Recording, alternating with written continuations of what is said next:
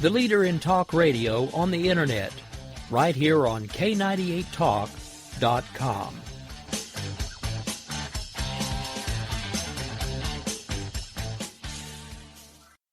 If you want to work until you keel over, have less of everything in retirement, or give back more of your hard-earned money to the stock market again, then just ignore me. But if you'd like to protect the money you save, receive a steady, predictable retirement income, and enjoy financial security for as long as you live, then listen to this. You can download a free report that reveals the wealth-building secrets Wall Street and the banks don't want you to know. You'll learn how you can get guaranteed growth, safety, and real prosperity without risking your money in the Wall Street casino, and how to get the money you need when you need it, simply by asking for it. This is the best way to have a 100% secure retirement and know your money will last as long as you do. To learn more about this method and to get your free report, go to 29security.com. That's the number 29security.com. 29security.com. Go to 29security.com.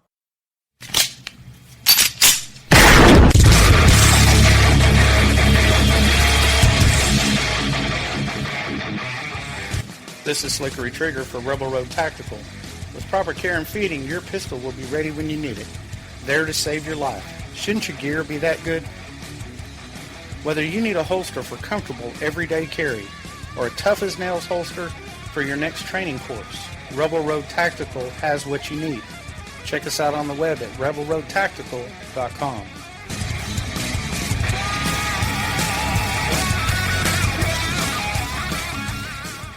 Tired of paying outrageous prices for Viagra? Well, we have great news for you. Now you can finally get Viagra at huge discounts. Healthy Man allows you to save up to $500 on Viagra. Why pay U.S. pharmacy prices of $15 per pill or more when you can get Viagra for less than $3 a pill? Call today and get 40 Viagra pills for only $99. This can cost as much as $600 at your local pharmacy. You can't afford not to call us. If you want Viagra at the lowest prices, never pay $15 a pill pharmacy prices again. Get Viagra for less than $3 a pill. Call 1-800-516-7602 today and save up to $500 and get 40 pills for just $99. Healthy Man is fast, easy, and affordable. Operators are waiting at 1-800-516-7602 to take your call right now. Call 1-800-516-7602. That's 1-800-516-7602. Again, 1-800-516-7602. In these uncertain economic times, you've got to do whatever you can to save money. One of our biggest expenses can be our cars, especially when unexpected repair bills hit. Not anymore. If you own a vehicle with less than 130,000 miles, is less than 12 years old, has a warranty about to expire, or even no warranty at all, you could stop paying for car repairs. Roadside assistance, towing, and rental coverage are all included. Don't wait for the next repair. Make one free call right now to see if you qualify. If your vehicle is less than 12 years old, has less than 130,000 miles, even if it's out of warranty, paying for car repairs can become a thing of the past. Call us right now and get your car protected before your next repair bill hits. Get protection and no more repair bills. Call 800-696-1030. Again, 800-696-1030. That's 800-696-1030. 800-696-1030.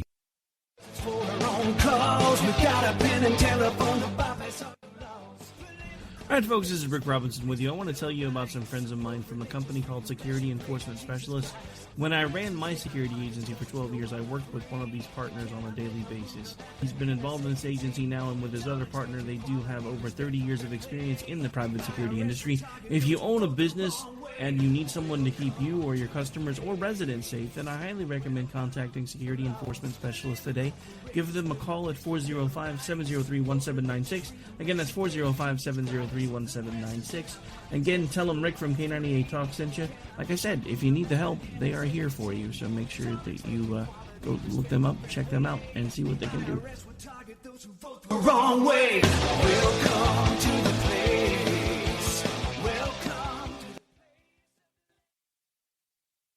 Joe had huge problems with the IRS. I knew it was coming. I hadn't filed taxes since 1990. All the IRS letters coming in added up to a nightmare. To get up to like $68,000.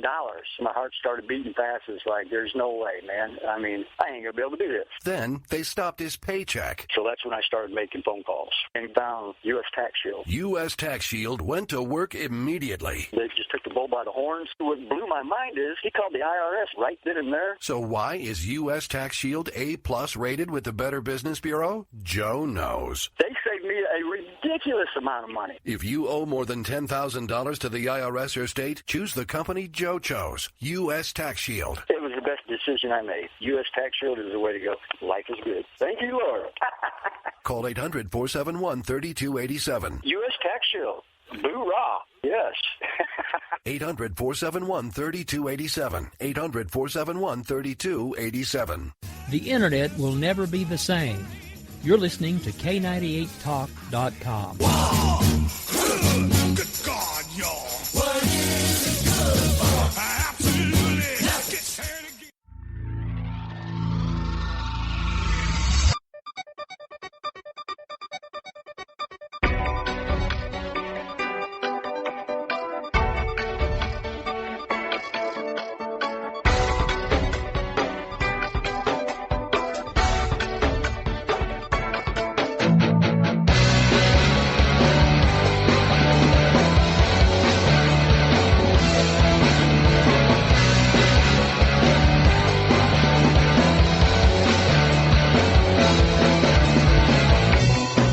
In this present crisis, government is not the solution to our problem.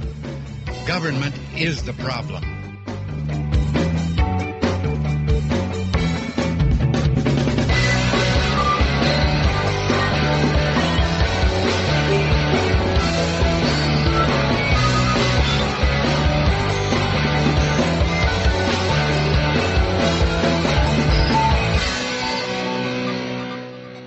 Mr. Gorbachev, tear down this wall.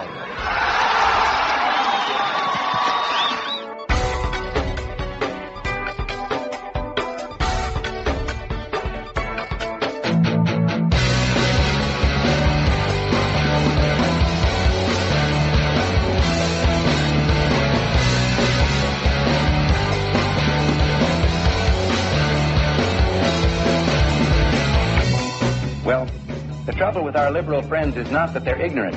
It's just that they know so much that isn't so.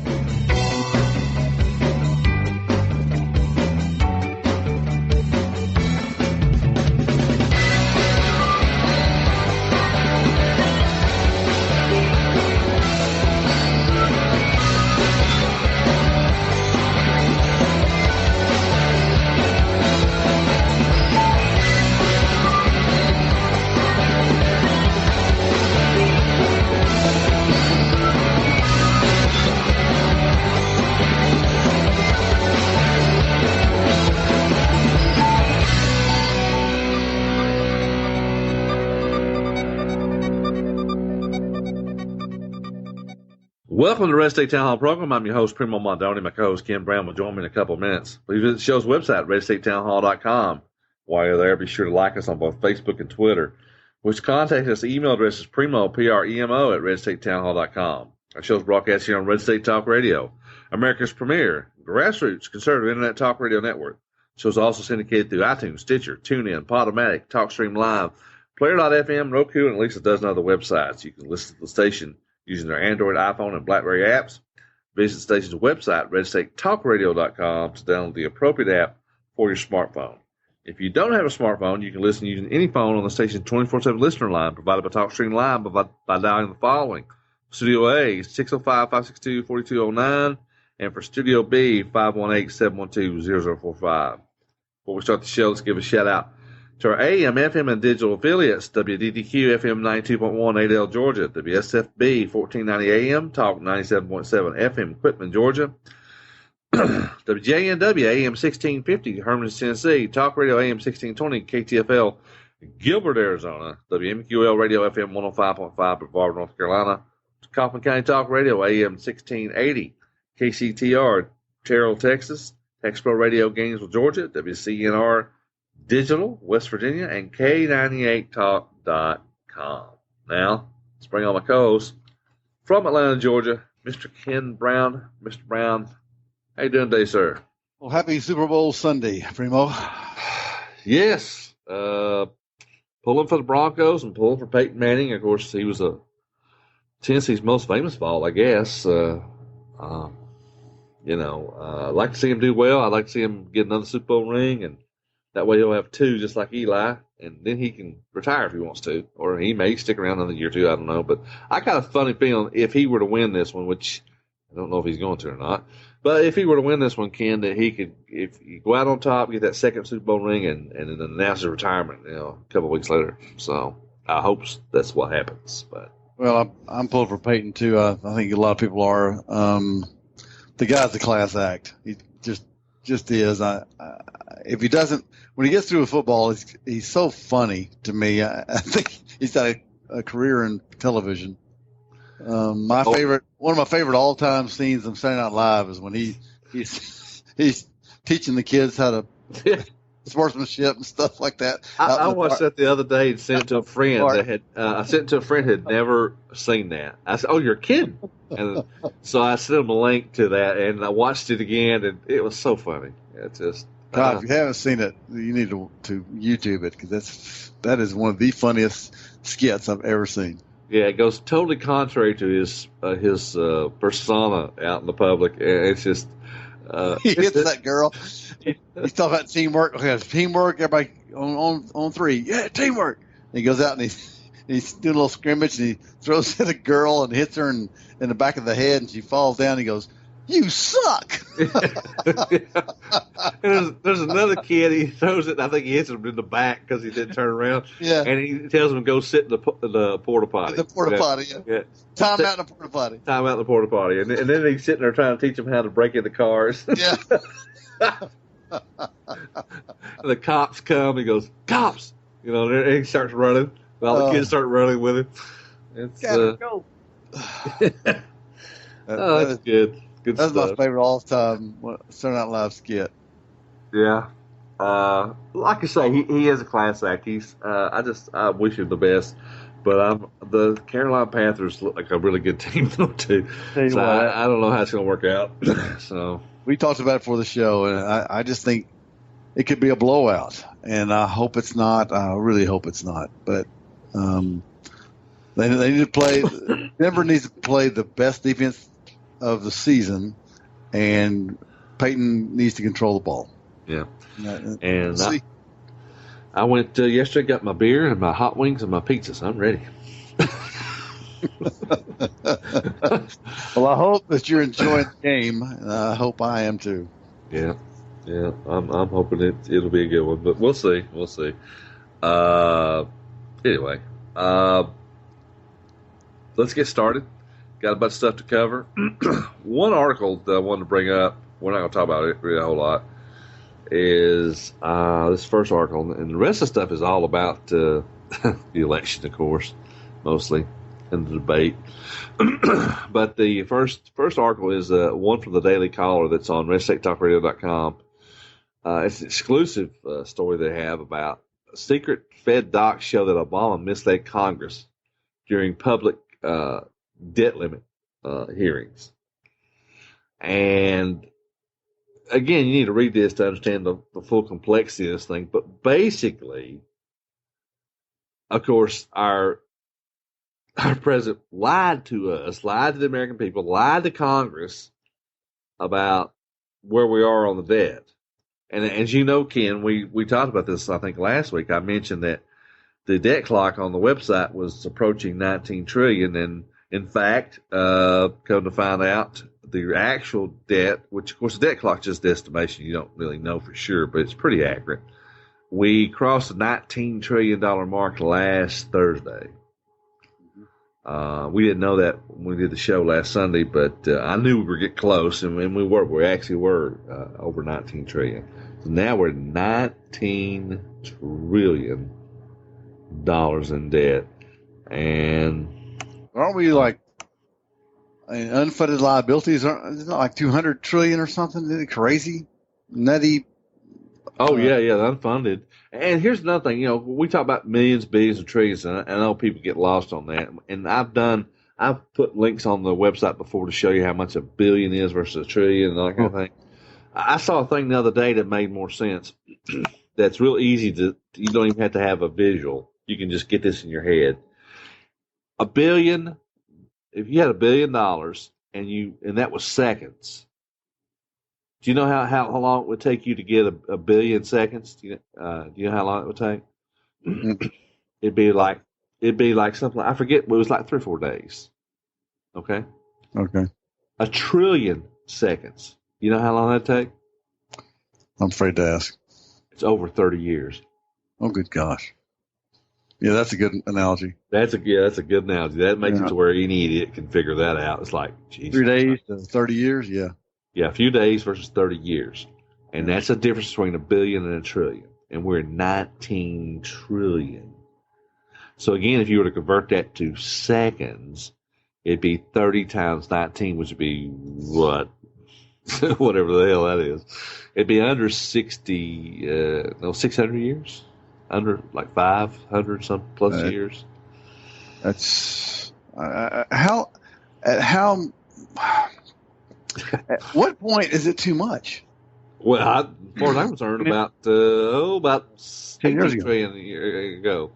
Something like that, whatever. But yeah, it's ridiculous. We just keep going. And, and let's go ahead and talk about politics and the debate. Who the hell's talking about this other than Rand Paul? He's now out of the race now. Rand Paul's out of the race, so he's not, but nobody's talking about the freaking debt. At least, nobody. I mean, they'll make a little comment about it, but nobody's making a big issue out of it. I don't understand it. Because you were telling me before that people like to spend. Even the Republicans like to spend. Yeah. And it's not their money. It's easy to spend somebody else's money, Primo. I know. The one thing about Rand Paul I really liked, and that's the guy had his ear to the ground, and he knew that we can't keep doing this. We can't keep doing this, and he is a conservative. Now he's, foreign policy is a different story, but conservatively, Rand Paul is right up there with anybody. Well, I've always said, even his father, Ron Paul, when it came to domestic policy and the Fed and stuff like that, and spending, I kind of lean libertarian on some of that stuff. I do too. But again, the foreign policy thing, the libertarians always lose me on foreign policy. They just do, and that's probably not going to change. But, yeah, Rand Paul's the only one that seriously took the debt and the Federal Reserve seriously. I mean, everyone else, I think, just gets lip service. Even Cruz, and everybody who listens to this show knows that Cruz is pretty big with Cruz, and so are you, at least. No, we might vote for some other folks if we had to, but I think we're both of us would prefer Cruz. And by the way, Cruz won the Iowa caucuses, edging out Trump and Rubio. I think the final tally was, I'm not getting the percentages, but basically it was 28% for Cruz, 24 for Trump, 23 for Rubio. And then the next closest person was Ben Carson at 9. And, well, let's go ahead and talk about that, too, about Ben Carson. CNN had a report in the middle of the Iowa caucuses. The votes were still going. And CNN had a report that Carson was suspending his campaign, going home to Florida. Supposedly, I guess for a change of clothes or something. He was not going to New Hampshire. He was not going to South Carolina. And they made it sound as if he was suspending his campaign, as if he might be quitting and dropping out, which was not the case. But CNN put this on the air live during the Iowa caucuses. And Cruz's people started letting everybody know, hey, looks like Carson's out. So, you need to come with us, kind of a thing. And the thing is, Rubio's camp did this too, but you don't hear any talk about Rubio's camp doing it. All you hear is about Cruz and how crooked Cruz's people were. Excuse me. But here's the thing. CNN is everybody's trying to blame Cruz for this, but the real problem was CNN.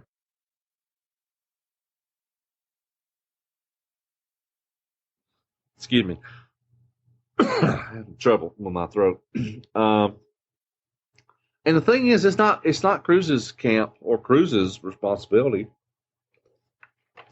to be going around correcting CNN. CNN needs to get their own reporting handle themselves, right? Yeah, CNN's got the responsibility, but you know what? They don't like Cruz. That's the reason. Cruz is not the establishment, so anytime they get a chance to pick on Cruz, they're going to do it. Well, and here's the thing too. What was the big story coming out of Iowa? Not really the fact that Cruz won, and the two big stories were that Trump did not win. He was expected to win by a pretty good margin. At least some people thought he would. And secondly, how surprisingly Rubio did, because Rubio was polling around 15% and he finished up with 23, so he's 8 points higher. Well, you know, think about it, the biggest story of the night was the third place finisher, not the guy who won first.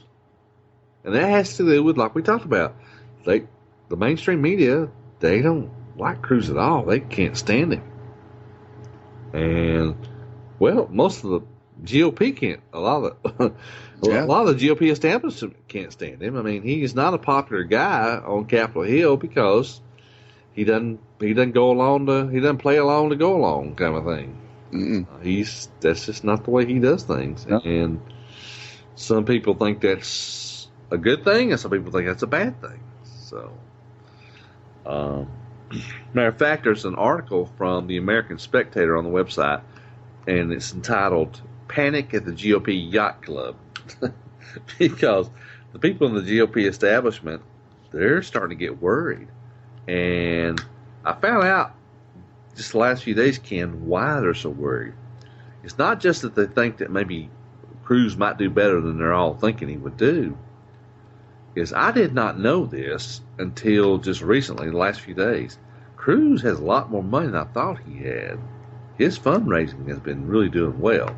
I don't know about you, but I'm getting letters from Cruz like crazy, emails, every day, 2 or 3 times a day. But my point is that I heard a thing on the radio. I think it was Hannity, but I'm not sure, that he had more money than I think it was like Bush, Rubio, Christie, whatever, 3 or 4 other people in the race combined. I've never heard that. That's the first time I've heard it. Well, I mean, like I say, that's the first time I'd heard it too, and it surprised me. I knew he was doing pretty well with the fundraising, and I always thought that Bush had the most money. And we've talked about this before. That hey, Bush can stay in through New Hampshire. He can stay in through South Carolina. He can stay in through Nevada, and he can stay in through Super Tuesday if he wants to, because he has enough money. But if this is true that Cruz has that big of a lead in the money, then that means he's in it for the long haul. He can stay in it past Super Tuesday, which is a big deal, because most of these guys are not going to have money after South Carolina. Like for example, in the debate last night, the GOP governors actually did pretty well. They probably had their best debate. You had Kasich, Bush, and Christie. All did pretty well. And what I'm getting at is that will allow them to still get some contributions if there's hope. And if they finish well in New Hampshire, they have to finish well.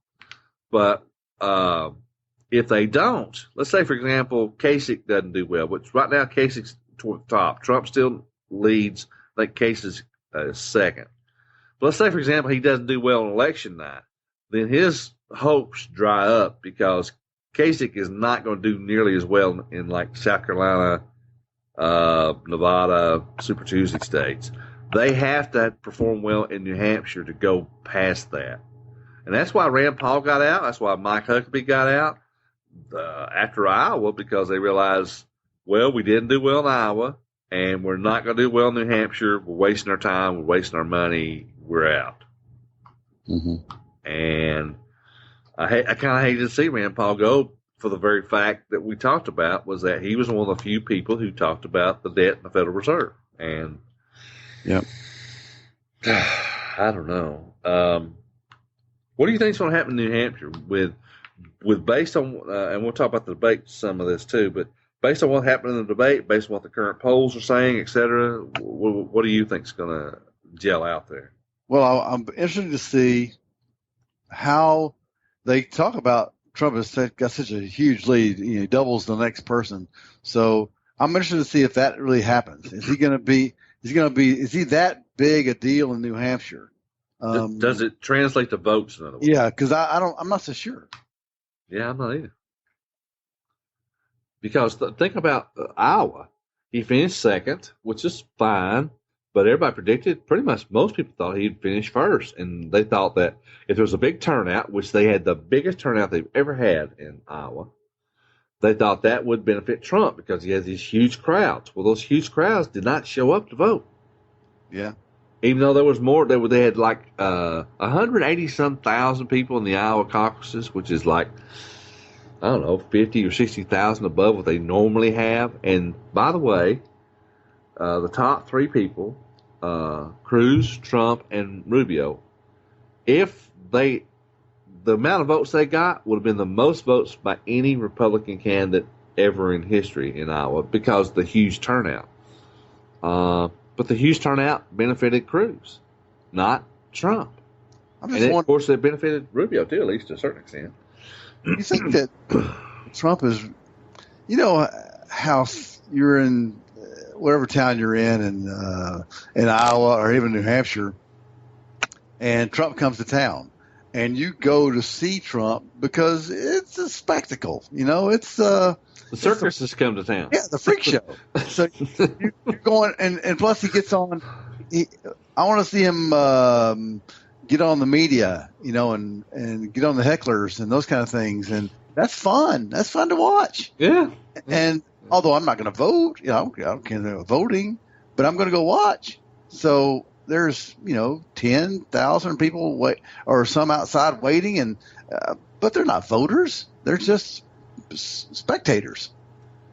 Yeah, we've talked before about when the debates are broadcast, people show up to watch the debates that probably have never watched the debate before or very seldom do.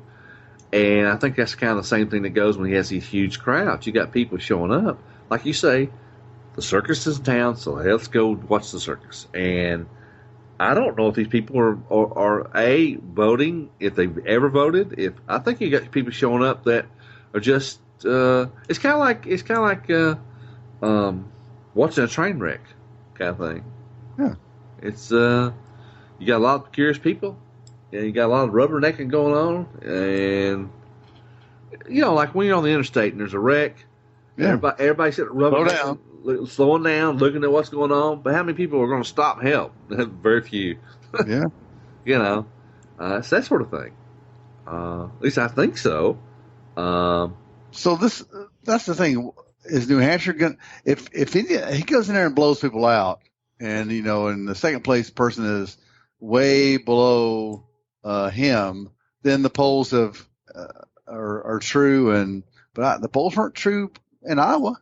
Right. They were on there. The thing is, in New Hampshire, he should win by 20, 30 points or whatever, according to the polls. Yeah. If he doesn't, let's say Trump wins, but he wins by 4%. Then that gives everybody beneath him a little bit of life, you know. But if he actually shows up and gives them a 20 or 30 point drubbing, then even the people who came in second and third will have to start wondering, well, I don't know if I can continue. Well, and we talked about this before the show, but when you listen to Donald Trump and the debates, you get the same old, same old. There's no depth to what he says.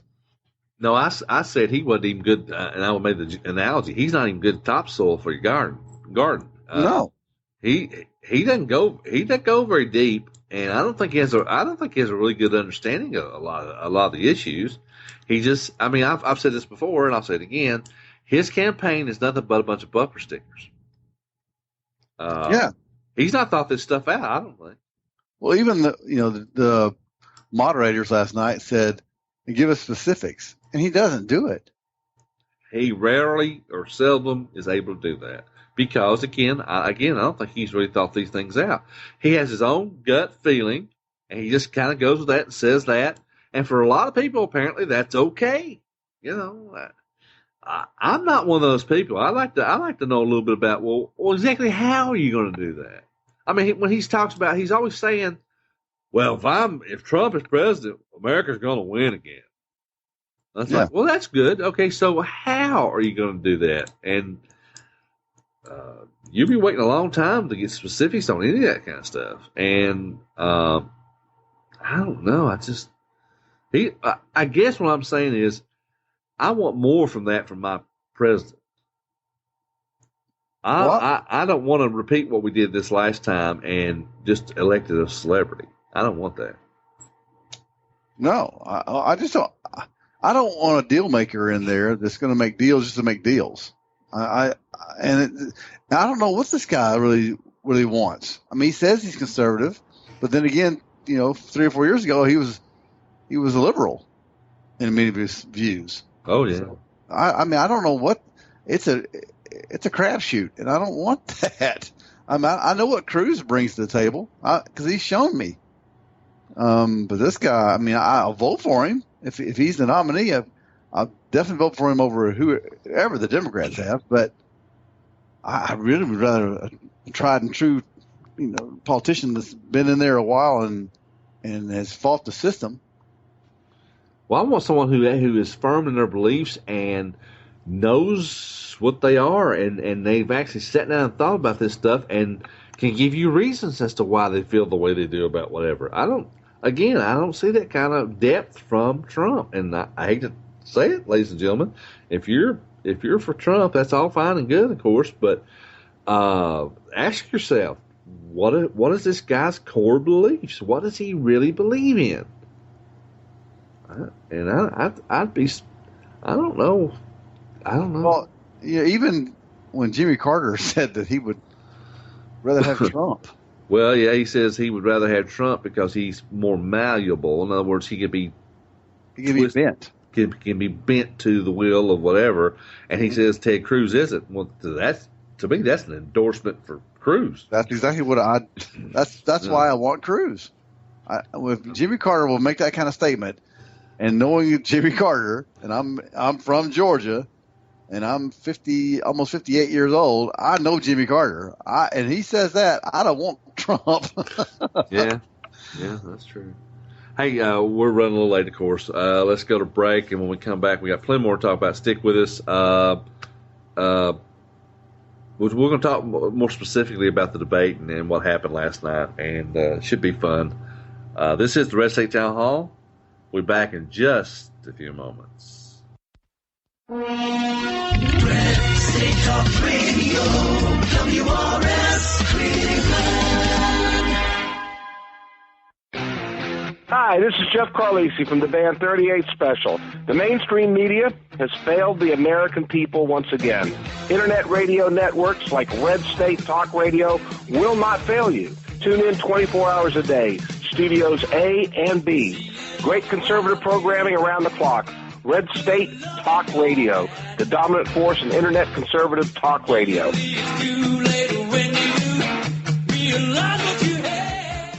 Are you tired of commuting to a job that makes someone else rich, working harder than ever, but getting nowhere? Do you hate spending hundreds of dollars every week on daycare, having someone else raise your children? With our opportunities, you can start earning money as soon as next week. You get to be the boss, work from home, and live a happier life. At Be the Boss Network, you'll find hundreds of work-from-home opportunities that you can literally start today and be earning money as soon as next week. Go to freedom36.com and start earning money as soon as next week. You get to be the boss. Get out of the rat race. Work from home. Go to freedom36.com right now and change your life today. That's freedom, the number 36.com. Go to freedom36.com and start earning money as soon as next week. You be the boss. Go to freedom36.com. The path to restoring our republic was laid down by our founding fathers. The principles of freedom, liberty, personal responsibility, and limited government are conservative ideals we will never abandon. America is listening. Grassroots, common sense, conservative talk radio. It's on the internet. Tune in now.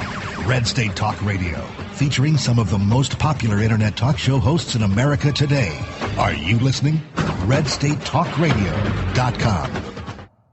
Tired of paying outrageous prices for Viagra? Well, we have great news for you. Now you can finally get Viagra at huge discounts. Healthy Man allows you to save up to $500 on Viagra. Why pay U.S. pharmacy prices of $15 per pill or more when you can get Viagra for less than $3 a pill? Call today and get 40 Viagra pills for only $99. This can cost as much as $600 at your local pharmacy. You can't afford not to call us. If you want Viagra at the lowest prices, never pay $15 a pill pharmacy prices again. Get Viagra for less than $3 a pill. Call 800-400-1756 today and save up to $500 and get 40 pills for just $99. Healthy Man is fast, easy, and affordable. Operators are waiting at 800-400-1756 to take your call now. Call 800-400-1756. That's 800-400-1756. Again, 800-400-1756.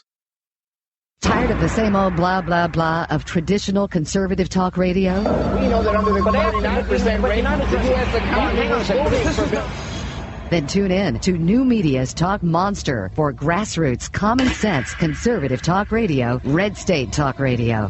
What if all wartime spending is paid for through the deceitful and evil process of inflating and borrowing? WRS Digital, Cleveland, Tennessee. If you're diabetic, this message could change your life. Is your blood sugar out of control even when you do all the right stuff? Are you afraid of diabetic blindness and the risk of amputation, as well as all those other side effects? Well, you should be. Is there anything that could help manage your blood sugar? Nobetes is a natural supplement that may quickly and dramatically lower your blood sugar. My name is Bob Corder. I've been using Nobetes for about 3.5 to 4 months now. And in the first 3 months, I've actually lowered my blood sugars from 500s down to 139, and then it dropped to 88 to 93. My name is Kirsten. I'm a type 1 diabetic, and while taking Nobetes, my blood sugar levels dropped from 295 to 115 in just 1 day. The FDA hasn't evaluated these statements, and Nobetes isn't intended to diagnose, treat, cure, or prevent any disease. But for many, it's helped drop their blood sugar. So if you've been evaluated with high blood sugar, don't delay. Evaluate Nobetes now. Call 800-554-7159 and get your free bottle. Just cover shipping and handling. Call 800-554-7159. That's 800-554-7159. Tune in to Red State Talk Radio, the new media's talk monster for grassroots. That's what freedom is all about. Common sense. I would be willing to use waterboarding. Conservative talk radio. Big spending liberal. Red State Talk Radio. WRS Digital, Cleveland, Tennessee. Commerce. Okay, we're back. Thanks for sticking with us. Before we get into the GOP debate, let's bring up another topic that I want to be sure and bring up at least a couple things about the Democratic side of the deal. There's a lawmaker, I don't remember the guy's name off the top of my head, but there's a story from the Daily Caller says that he's never read anything that's more sensitive than the information on Hillary's top secret emails. And in the town hall that Hillary and Bernie had the other day, which, by the way, Martin O'Malley has dropped out of the race, which big surprise there. He was, I think his Iowa caucus total was less than 0.5% or right at 0.5%. So Martin O'Malley, former governor or current governor. Hell, I don't remember if he's the current governor or former governor of Maryland. Anyway, Hillary was asked about the FBI investigation into her email stuff, and she said she was 100% confident that nothing would come about all this. And I'm thinking, well, there's just another lie. There's no way in the world she could be 100% confident. I don't care. Now, is she 100% confident that she won't go to prison? That might be a pretty good bet, because I find it hard to believe that the Obama administration, that their Justice Department will actually charge this woman with anything. She should be charged. anybody else, like we've said this 1,000 times, if it were me, if it were you, we'd already be in handcuffs and leg irons and orange jumpsuits. I mean, that's just the way it is. But I don't think the FBI is going to the FBI is not going to have any choice but to recommend that she be prosecuted. But whether or not they do it or not, whether or not the Justice Department does it or not, that's a whole other story. But so you got that going on. You got the situation where the Democratic establishment now, according to The Hill, a story on The Hill, the Democratic establishment is starting to gang up on Bernie Sanders because he's not only did he and Hillary basically have a tie in Iowa, it looks like he's going to win New Hampshire handily. And here's the thing that scares him is that I've told you this before we were on the air. You know, when he first announced his candidacy, Hillary Clinton was at 60% or 70%, whatever she was, and Bernie was at 4%. Well, you know, he had these large crowds. He started doing better. And in December, Hillary was still leading him like 61-30. It was 30 or 31%. I know it was at least 30%. I think it was 31. So I think it was 61-30. But now, in the national polls, not just New Hampshire polls, national polls. Matter of fact, Bernie's way ahead in the New Hampshire polls. But in the national polls, Clinton is ahead 42-40. And there's a margin of error of 4.5%. So it's within the margin of error. And in December, she was ahead, like I say, 30 points, Ken. Now she's ahead, supposedly, 2. I think, and I've told you this before, I said, you know, if Bernie Sanders would go after her for the emails and the Benghazi, he went after her like the Republicans go after each other, he'd be in the lead. He'd have been in the lead a long time ago. I think so, yeah. But he backs off of that stuff, and I don't know if he's told to do that or it's like you don't cross that line. Who knows what they tell each other in the Democratic Party? But it's almost like you don't really want to win, do you? I'm wondering if, when you think about it, I'm wondering if he's doing that on purpose, hoping that he can get the VP slot because he doesn't want to tick off Hillary too much. Because here's the thing, Bernie Sanders knows, I mean, at least he should know unless he's just a total idiot. As a Democratic Socialist, he cannot possibly win a general election. I don't give a damn how many people show up at his rallies. His rallies are always at college campuses and in the Northeast Corridor. I'm telling you what, he shows up in Birmingham, Alabama, or Dallas, Texas, or Atlanta, Georgia, or Charleston, South Carolina, he is not going to get thousands of people showing up for him. That just ain't going to happen. No. And if you look at it, it's almost like it's the whole thing's rigged, isn't it? On the Democratic side, is that okay? No one comes out except Martin O'Malley and Bernie Sanders, a Democratic Socialist, self-proclaimed, and Martin O'Malley's a relative nobody. Then it's a Hillary Clinton show. But I mean, Joe Biden. You've got a shot there, buddy. I don't know why he didn't take it. And I think it's just one of those things where they go, okay, it's Hillary's turn. Which is what usually the Republicans have done in the past. Yeah. It's always usually the Republicans were considered the old white guys club, and everybody took turns based on how long they've been in the party and how long they've been, whatever. And it's like, okay, it's your turn, you're up. And the opposite is true now. I mean, we've got all these candidates in the Republican Party. We've got 2 Hispanics, a black, and we have a female too, Fiorina, who, by the way, I'm telling you, she should have been in the debate last time. Yep. Because she did better than several of the other people. She did better in Iowa than some of the other people who were in the debate. Yep. So, agreed. What about Hillary's statement that she's not establishment because she's a woman? Oh, yeah. That was rich. That was rich. A woman that's not establishment who's been, politician, how much of her life? The last 40 years? Well, whatever. and then the one that killed me too was the thing about the Goldman Sachs. Like, was it a mistake to take $675,000 from Goldman Sachs for 3 speeches? She goes, well, that's what they offered. That's what they offered. It's like, well, hell, would you turn it down? It's kinda, which by the way, that's not how that stuff is done.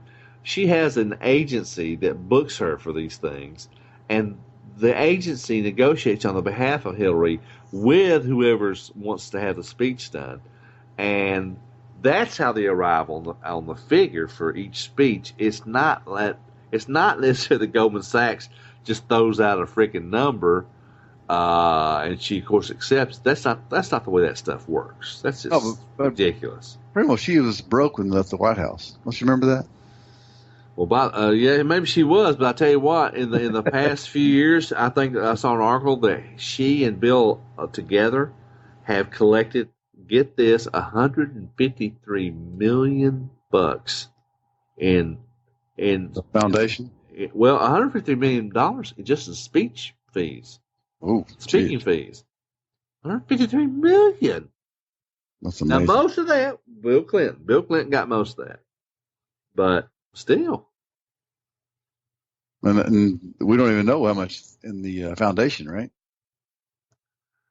Well, yeah, that's a whole nother ballgame. I mean, yeah, this woman's a liar. Watch her. They talk about lying. When people lie, watch their expressions, watch their face, watch their eyes, and every time she's asked a question about the emails or Benghazi or the foundations, watch her face. Watch her. She'll turn away. She'll look away, and she'll blink her eyes. And she does it every time. And that's exactly what liars do. This woman's a liar and a criminal, and she has no business being the president of the United States. None whatsoever. Yeah, I don't know. But you know what? It could still happen. I mean, you would think that. I don't know. I tell you, this is one of the most. I thought the last election season in 2012, I thought was the most important election in my lifetime, and at that time it was. But this one's turning out to be a humdinger. I mean, there are so many angles to this thing, so much going on here. Between the Republican field and the Democrat field. I mean, well, this FBI thing, I mean, if that's true, there's 150 agents on this deal with her. And this is the point I'm not real clear on. You're saying, and I think I've asked you this, is it the FBI that they make their findings public, or they just turn it over to the DOJ? No, what they do is they make a recommendation whether or not to indict or not. In other words, should you be pressing charges on this person? Have they violated? Is it sufficient evidence to show they probably violated the law and should be charged with a crime? They do that, and then the Justice Department decides whether or not to actually prosecute that. And that's really, I hate to say it's a political decision at that point. But the FBI has let it be known. They've leaked this to the press that if they recommend an indictment, and the Justice Department does not indict her, does not charge her, they're saying they're going to leak all the evidence they have against Hillary Clinton to the press, which that is not normally done. Normally the FBI keeps a tight lip on that sort of thing. And what the FBI is broadcasting to the whole world is like, basically they're already saying it. This woman needs to be indicted. We've got tons of evidence, and if the Justice Department doesn't do it, we're going to let this crap out, and everybody's going to know what she did. And so, well, I think that will happen. Well, here's the way I look at it is it's a positive thing either way. If the Justice Department indicts her, that's fantastic, because then she'll be trying to run for president with a federal indictment hanging over her head. But if they don't do it, it'll be as big a scandal. It'll be a bigger scandal than the scandals that she's being investigated for. The fact that they don't do it will be a huge scandal. And plus, when the FBI, if they do like they say they're going to do, leak all this information out, and so that everybody who pays attention knows what she did and all the lies that she told, that's almost as good as an indictment.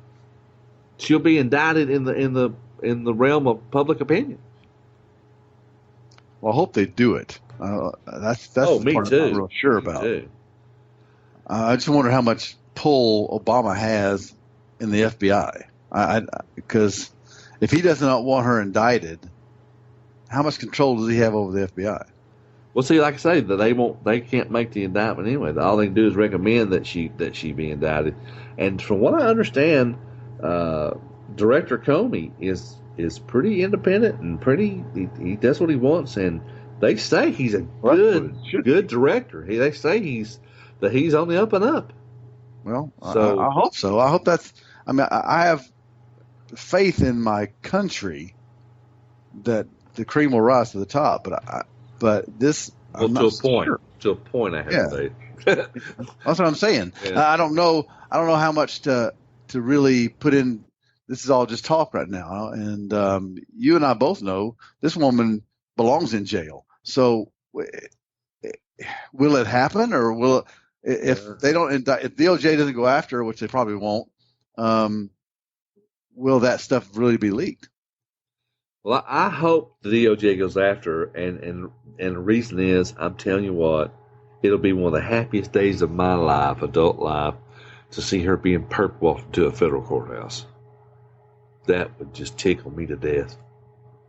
I feel like I could die and go to heaven. I don't see Department of Justice with Loretta Lynch. Yeah, that's well, and then it's been proven over and over again. The Department of Justice takes Obama's lead on everything, and so I find it hard to believe they would indict her. I mean, I have no faith in Loretta Lynch. I don't. No. Well, I mean, she's a puppet. Well, she's Eric Holder in a skirt. I've said this 100 times. She is, and she has no independence. No. She does what she's told. She's a soldier. Yeah. But unless there's this, the alternate plan is to get a Biden Elizabeth Warren ticket, kind of thrown in there at the last minute. I don't know. Well, like I say, could they even possibly qualify to be on the ballot in all the states? I mean, if they don't, what are they going to do? I don't know. I mean, if it goes that long, in a way, the FBI thing, they say that it's going to happen almost any day now. They're talking about it would happen in February and March, is what I keep hearing. February and March, and most people say February, which we're already in February, of course. Here we are. But you know what? If they waited to say July, which is like just a couple of months before the convention. When's the convention? Is it July or August or whatever? Whatever. Let's say June. Let's say June, May or June. If they wait till May or June. Let's take it a little further. And then it looks like Hillary's going to win. At that point, Super Tuesday's already gone, and let's just say she's just trouncing Bernie Sanders. Let's just pretend she's just way ahead, and she's going to win the nomination. And then boom, they decide that she needs to be indicted. And whether they do or don't, I mean, that just throws her whole. And then, of course, at that point, if Biden or Warren or anybody else tries to get into it, they're not going to be able to get on the ballot. And so, if they can't get on the ballot, how the hell are they going to run against whoever the Republican nominee is? The Democratic convention is in July 2016. July, okay, all right. In Philadelphia. Well, we only got 5 minutes left. Let's talk about the GOP debate. The governors did well in this one. I thought Kasich actually did pretty good. Had a positive spin on things. Bush did pretty well, and the reason I think he did as well as he did because he didn't have to go after Rubio. Christie took care of that just fine. I think he owned Rubio. Rubio, I think, had a disappointing debate. The last few debates he's done well, but I'm telling you what, he did. The whole thing with Chris Christie talking about how Rubio is always just throwing out these memorized little lines, 25-second blurbs that he has. Yeah. He did it.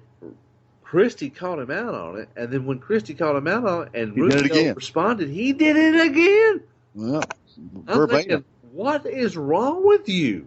Yeah. I mean, that's the first time that Rubio, I thought, got caught way off his game. I don't know if he was. I don't know. I thought Rubio was smarter than that. Well, Rubio seemed scripted last night, and he never seemed scripted to me until last night. I mean, he always was like, whatever question you ask him, he would have an answer that's off the top of his head.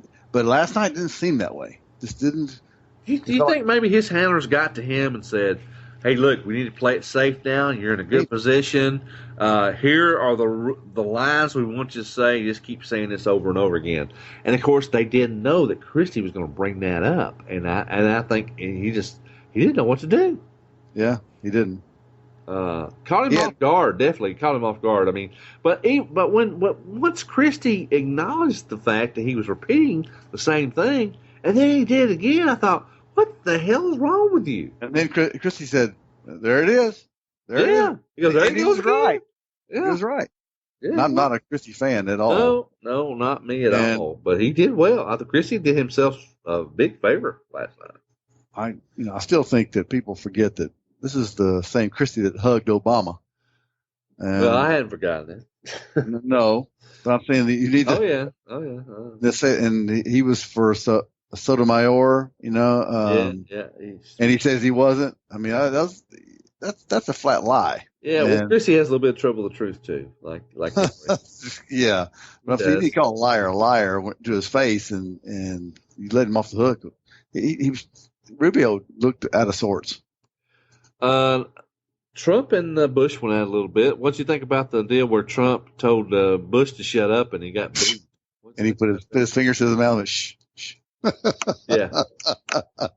Well, he got booed and then he said, Trump, he plays on the crowd, and the crowd, he said, I think it was Trump, said they were all planned. They're all, Bush supporters, etc. Yeah, plants, from Bush and I guess Christie too, for that matter. And it sure seemed like it with that crowd up there. Well, I actually read an article. I told you before we went on the air. I read an article, and something about Trump did not get his share of people in the debate. Supposedly, I didn't know he did this. I just assumed you showed up, and whichever campaign had the largest people show up for the debate would get in or whatever, first come, first served. But apparently that's not the way it's done. Apparently, each candidate gets so many slots in the crowd where they're campaign donors, and you take your big campaign donors, make sure they get in the crowd and whatever. And but apparently Trump only had like a small number compared to everyone else, and that was what Trump was talking about when he's talking about it's just you got all your supporters here, you got all your donators here, and that's why you're booing me, because my guys are not here. I don't have that many guys here, and I didn't know for sure what he was talking about until after the debate, and I saw a couple of stories about it. So I was surprised that actually goes on. Of course, I really shouldn't be surprised. It's just, politics is just so dirty anyway. Yeah. Well, there's the establishment there. But what about the beginning with the introductions? What a screw up was that? Poor old Ben Carson in the wings. He just kept getting passed up by everybody. Apparently, he thought. Then Trump got passed up. Yeah. Then you had the spectacle of Carson and Trump standing there, and they thought they were going out, and they weren't. And then Bush comes out, and Bush had to shove Trump out of the way to get out there.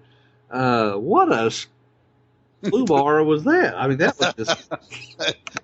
It was messed up. I mean, can't you get that? That ought to be pretty simple, don't you think? I mean, you go right down the line, don't you? And they couldn't hear in there and all the clapping and stuff. I guess. Obviously. That hadn't happened in any other debate. I can say that, So, real quick, we only got just a few seconds left. What do you think about Trump sticking it to Cruz on his closing statement? Typical Trump. He doesn't lose. He never misses an opportunity, does he?